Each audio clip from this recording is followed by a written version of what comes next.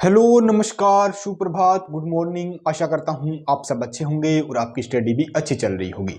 Education factory के online platform पे आप सबका स्वागत है और आज हम डिस्कस करने वाले हैं 11 मार्च 2025 की कुछ महत्वपूर्ण समसामयिक घटनाएं जो आपके एग्जाम की दृष्टि से काफ़ी इंपॉर्टेंट रहने वाली है। तो अगर आप इस चैनल पे नए हो तो चैनल को जरूर सब्सक्राइब करना और मेरे साथ आखिरी तक जुड़े रहना। आप हमारा व्हाट्सएप और टेलीग्राम ग्रुप ज्वाइन कर सकते हैं और प्ले स्टोर से एजुकेशन फैक्ट्री का ऐप डाउनलोड कर सकते हैं। इन सब का लिंक आपको वीडियो के डिस्क्रिप्शन में मिलेगा। तो डिस्कशन स्टार्ट करते हैं और देखते हैं वो कौन कौन सी घटनाएं जो आपके लिए काफी इंपॉर्टेंट रहने वाली है। आज हमारा जो फर्स्ट क्वेश्चन है, प्रोजेक्ट हक किस बैंक के द्वारा शुरू किया गया? कौन सा प्रोजेक्ट हक की मैं बात करूं, एक नया प्रोजेक्ट स्टार्ट हुआ है प्रोजेक्ट हक, और कौन से बैंक ने शुरू किया है और किसके लिए शुरू किया है? तो ये HDFC बैंक ने शुरू किया। किसने? HDFC बैंक ने शुरू किया। किसके लिए किया है? जो वायुसेना के अधिकारी बात करें या वायुसेना के जो एम्प्लॉय हैं, ठीक है, जो वायुसेना के जो एम्प्लॉय हैं जो क्या पेंशन लेते हैं, जो कौन है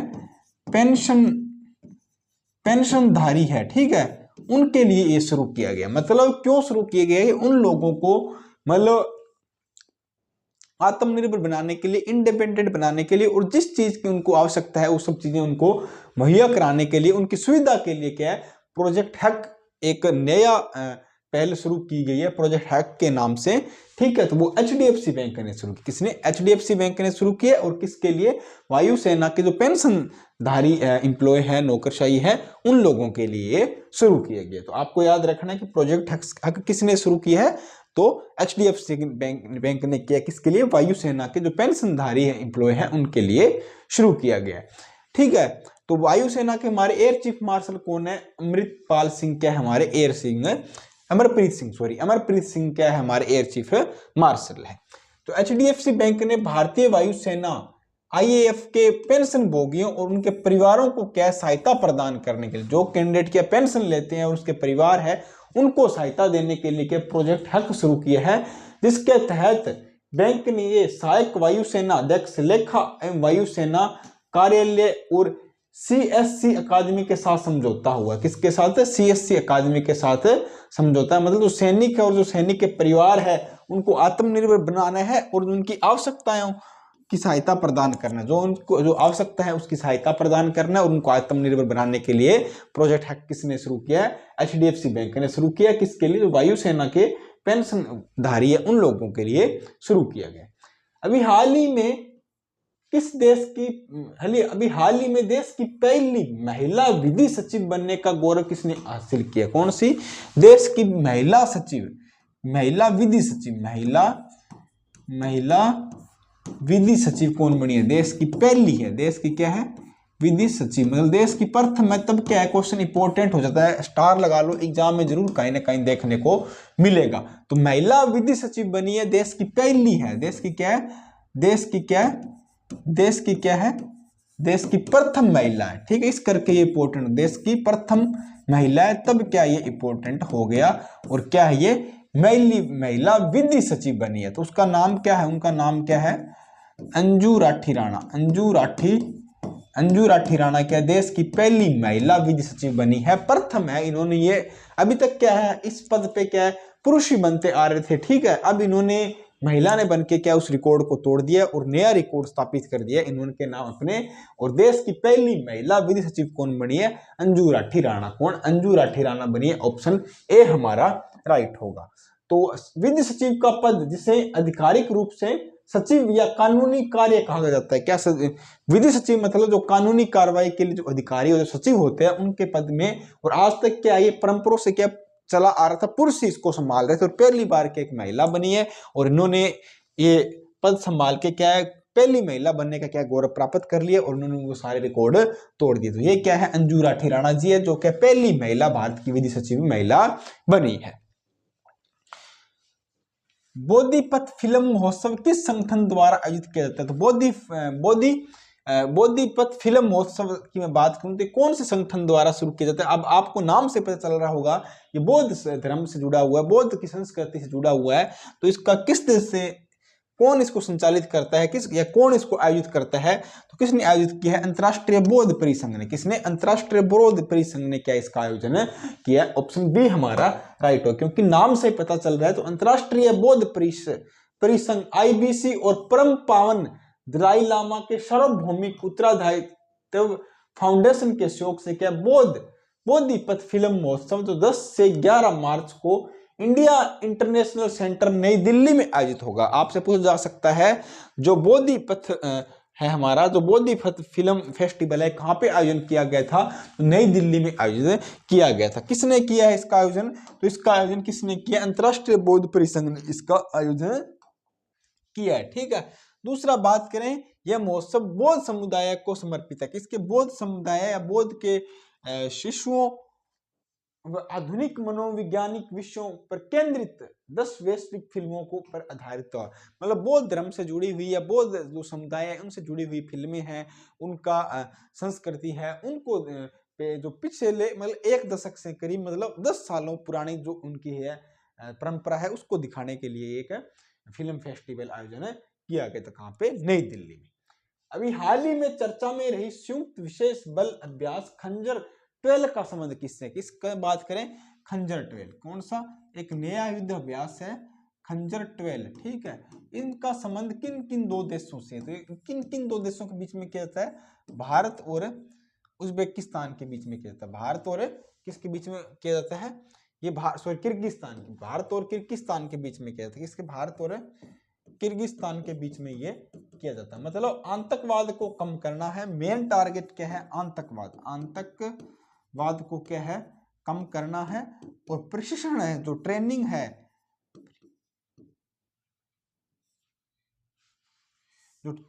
है, ठीक है, उसको बढ़ावा देने के लिए क्या ये किया जा रहा है। मेन टारगेट क्या है, आतंकवाद को कम करने के लिए खंजर 12 किन 2 देशों का मध्य अभ्यास है। इंपॉर्टेंट रखना, इंपॉर्टेंट क्वेश्चन है, याद रखना। खंजर 12 किन किन के बीच में होता है, भारत और किर्गिस्तान के बीच में। भारत और किर्गिस्तान के बीच में क्या होता है, खंजर होता है, एक युद्ध अभ्यास है। ठीक है, तो ऑप्शन सी हमारा राइट होगा।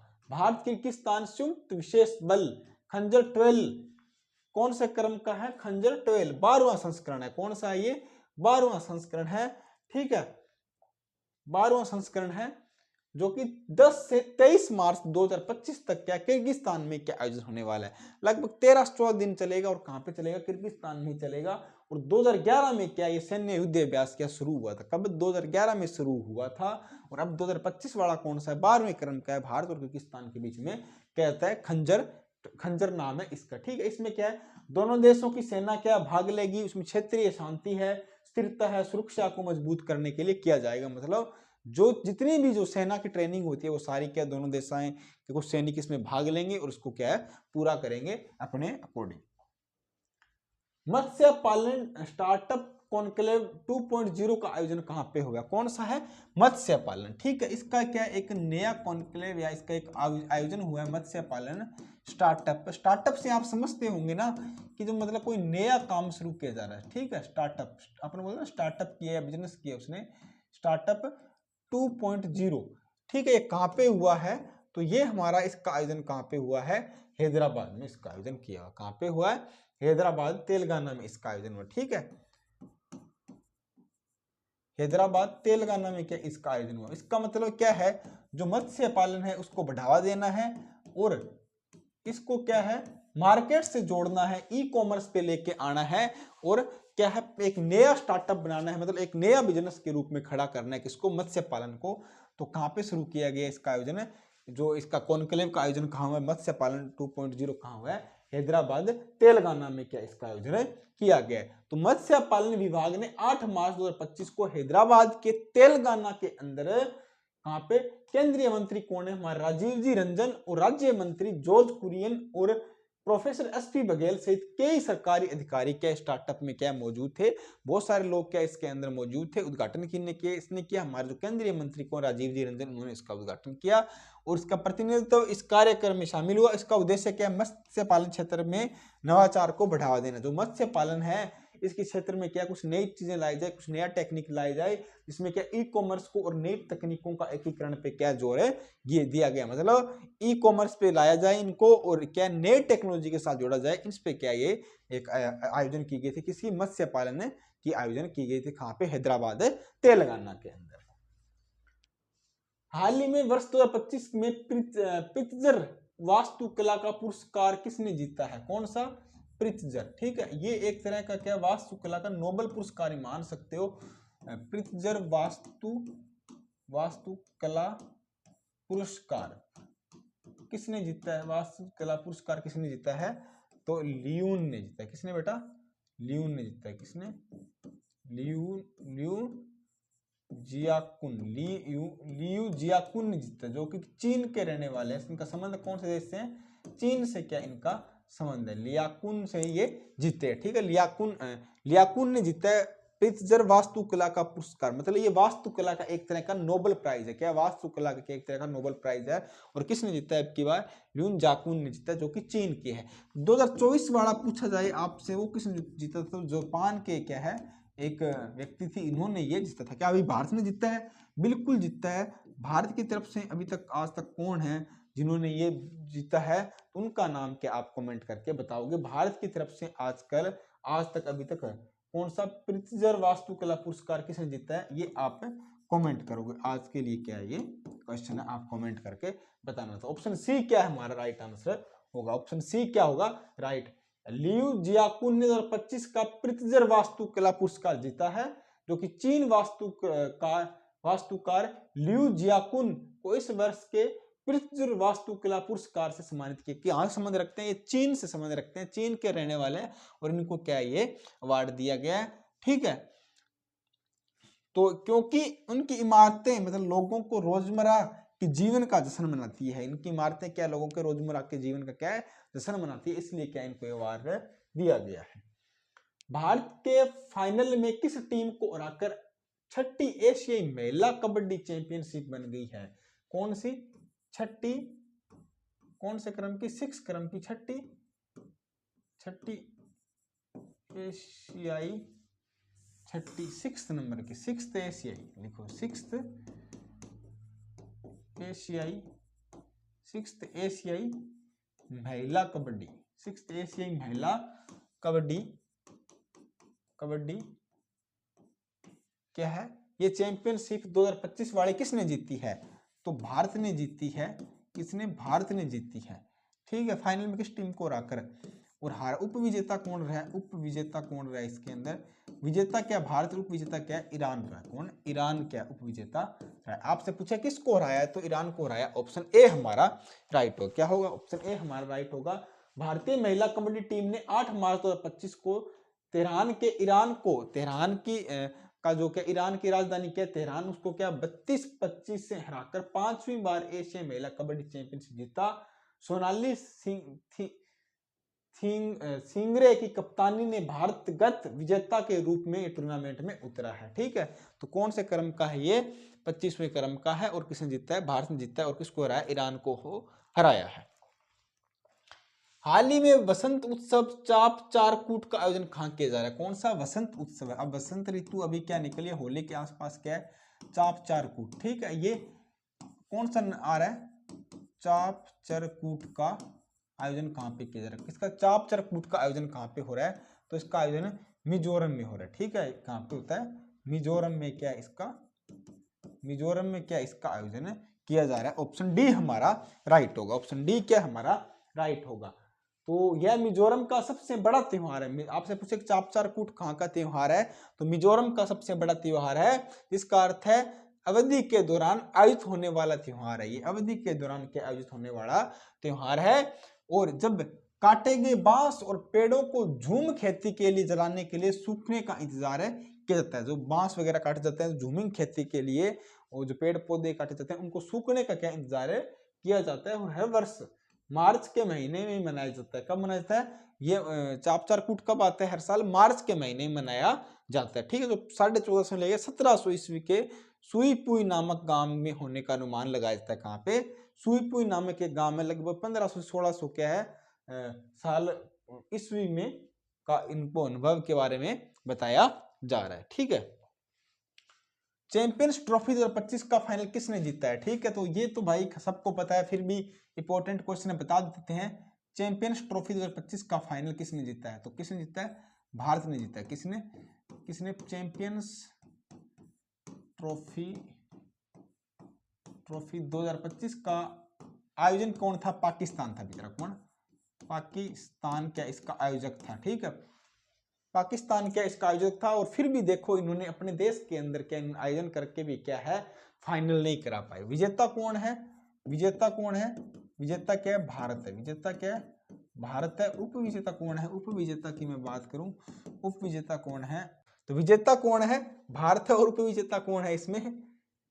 उप विजेता कौन है? उप विजेता कौन रहा इसके अंदर? उप विजेता कौन रहा है? न्यूजीलैंड रहा। कौन है?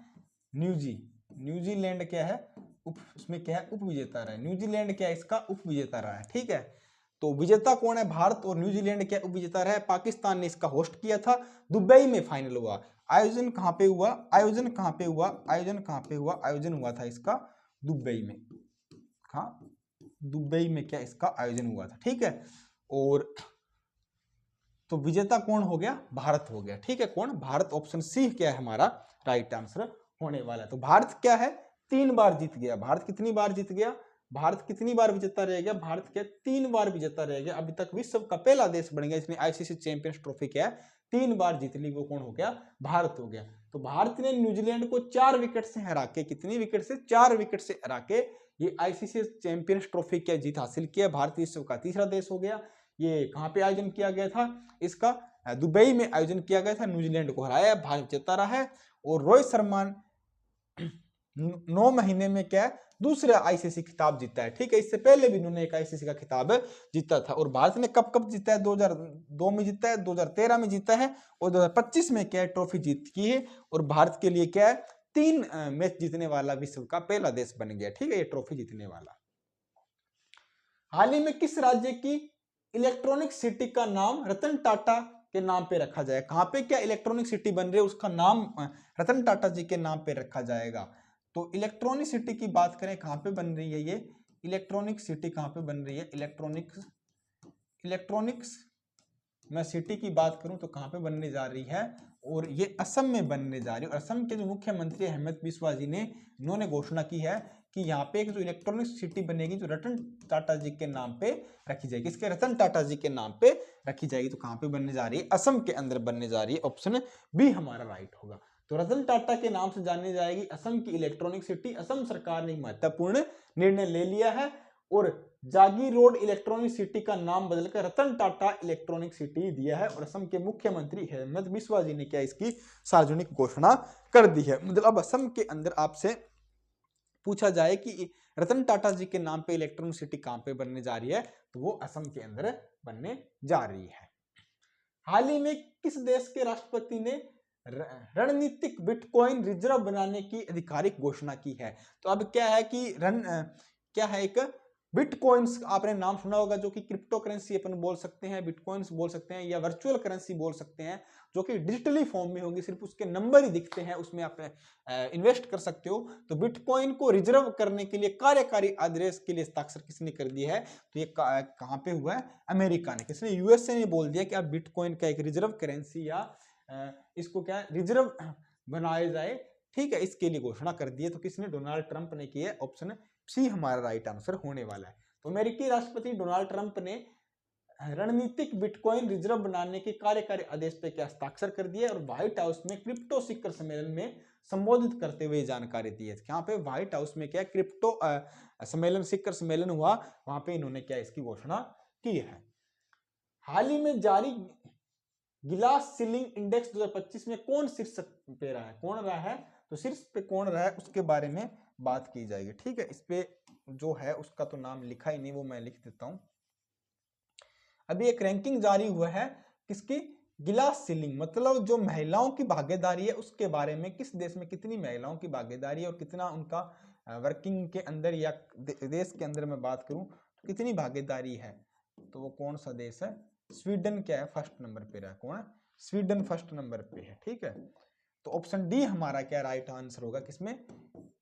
ग्लास सीलिंग इंडेक्स, मतलब महिलाओं की भागीदारी के अंदर बात की जाए, सीलिंग इंडेक्स 2025 जारी हो गया और किसके अंदर कितनी महिलाओं की भागीदारी है उसके बारे में बात हो रही है। तो स्वीडन क्या इसमें फर्स्ट नंबर पे है, ऑप्शन डी हमारा क्या राइट आंसर होने वाला है।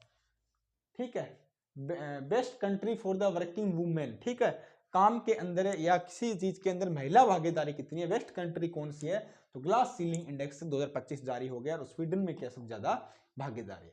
हाल ही में डीआरडीओ ने किस hypersonic short range ballistic missile का अनावरण किया है, तो डीआरडीओ ने क्या अभी एक शॉर्ट रेंज बैलिस्टिक कौन सी बैलिस्टिक मिसाइल का अनावरण किया, उस मिसाइल का नाम क्या है, BM-04, क्या है, BM-04 का अनावरण किया है। और हमने कुछ दिन पहले पढ़ी थी गांडीव, ठीक है, गांडीव क्या अर्जुन की धनुष थी और उसका क्या डीआरडीओ ने क्या अभी टेस्ट किया था, वो कौन सी है, एयर टू एयर है, ठीक है, एयर टू एयर मिसाइल थी। और आपको हमने वर्षा रोज भी पढ़ाया था जो कि आरएस के पेपर में भी आया था, ये एक शॉर्ट रेंज की मिसाइल थी, ठीक है, ये भी डीआरडीओ ने सारी मतलब जो मिसाइल होते हैं मोस्टली डीआरडीओ क्या है उसका प्रश्न करता है। तो अब कौन सी एक शॉर्ट रेंज की बैलिस्टिक मिसाइल, कौन सी बैलिस्टिक मिसाइल BM-04 का क्या है परीक्षण किया है, अनावरण किया, किसने किया, डीआरडीओ ने किया। तो मार्च 7 2025 को भारतीय समाचार BM भारतीय समाचार 04 भारत के रक्षा अनुसंधान विकास संगठन डीआरडीओ द्वारा एक छोटी दूरी के बैलिस्टिक मिसाइल का क्या परीक्षण है